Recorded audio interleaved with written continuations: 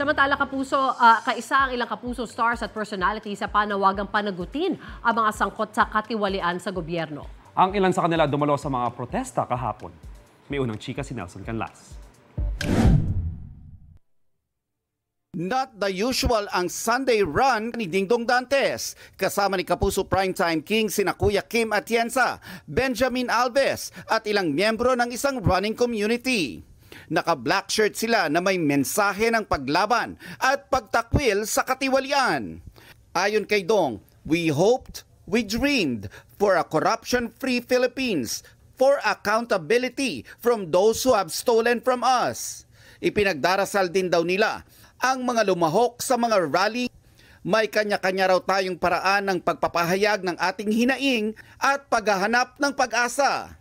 15 kilometro ang tinakbo ng ilang runners mula UP Diliman hanggang Rizal Park para makiisa sa malawakang kilos protesta. Kasabay nito ang pagsuporta ng grupong Manibela na may 50 jeepney na nag-alok ng libreng sakay papuntang Luneta at EDSA People Power Monument. Ang ilang mga celebrity lumahok din sa trillion peso march sa EDSA. Ang up, tubig, baha, pagnanakaw, korupsyon. Ang down, ang babang-baba, yung mga Pilipino.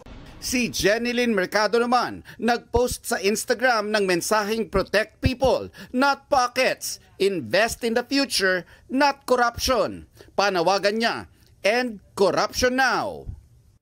Ito ang unang balita, Nelson Canlas para sa GMA Integrated News. Gusto mo bang mauna sa mga balita?